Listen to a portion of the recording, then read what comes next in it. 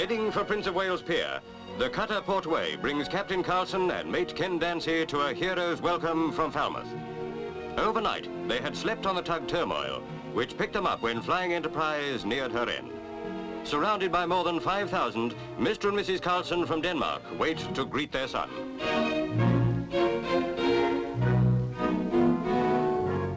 Today, her prayers are answered, her son is safe, and the world acclaims his bravery.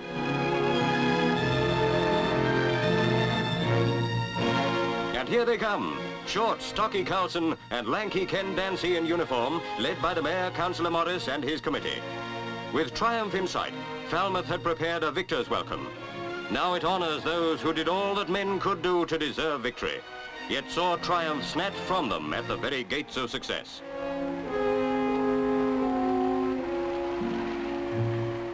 Around the microphones, besides Carlsen and Dancy, are Captain Parker of the Turmoil and Commander O'Brien of the destroyer Willard Keith, which stood by the Flying Enterprise to the end in her last days. First, Mayor Morris invites Ken Dancy to speak, and once again he takes a plunge into the dark.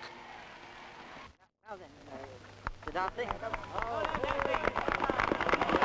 I'm afraid I'm really too overwhelmed to say very much, but I must express my great admiration for Captain Carlsen and Captain Parker and all hands of the tug Turmoil. Captain Kurt Carlsen, the man who spent 6 nightmare nights alone on his doomed ship because he put duty first before personal safety, speaks to the world. Your Worship, Commander O'Brien, Captain Parker, the Governor of New Jersey, Mr. Dancy, and all those of you that backed me up. I knew you all behind me, and I just cannot find words enough to express my gratitude to all of you. I knew Captain Parker and his crew lived up to the tradition of an old seafaring nation and did, I believe, what was possible to save the Flying Enterprise. I deeply regret that I was not in a position to bring it back with me, but the odds were too heavy against us. Once again, Your Worship, thanks for the welcome. I wish you sincerely to convey my most sincere thanks to all those who were behind me. Thank you. Captain Parker on Turmoil and Carlsen and Dancy at the other end of the tow rope for 300 miles watched their chances grow brighter, and for nearly 40 hours they had fought to snatch victory back out of defeat. Now the triumphal march begins through the streets towards the town hall. Falmouth, home of seafaring men, pays tribute to those who have upheld the highest traditions of the sea.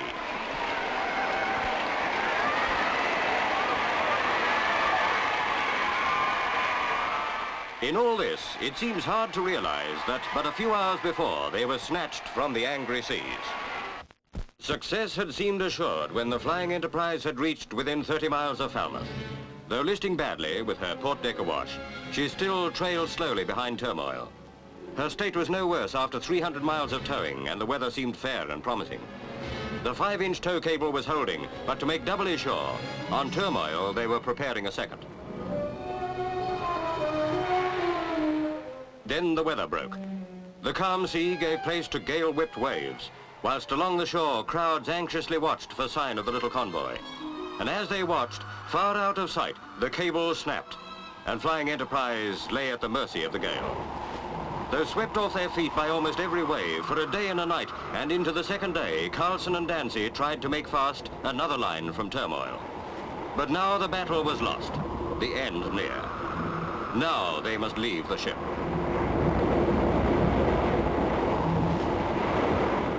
But the naval helicopter from Caldras, sent to take off the 2 men, was forced back by the storm. Now seamanship alone could save those whom the sea might any moment claim.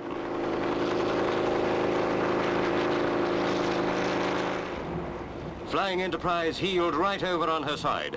The little craft raced through a heavy sea to save the 2 men who must jump now or go down with the ship. Close in, Dan Parker took Turmoil as Carlsen and Dancy began to walk along the funnel. 9 minutes later, they were safe on board. But now the sea poured down the funnel, and Flying Enterprise's doom was sealed.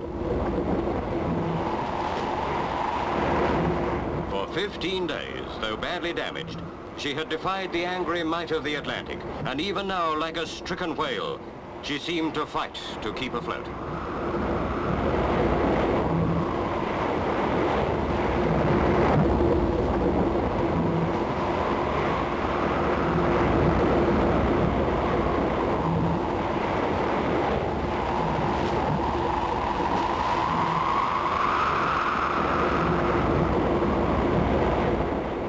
As she began her last plunge, the sea boiled and our little craft bobbed madly.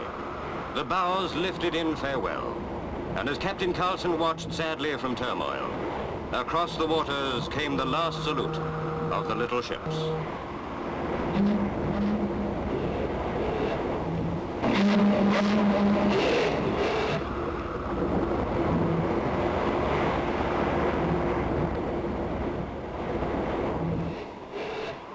And now to end this saga, Captain Carlsen's story of how at long last he left the ship he had served so faithfully and well.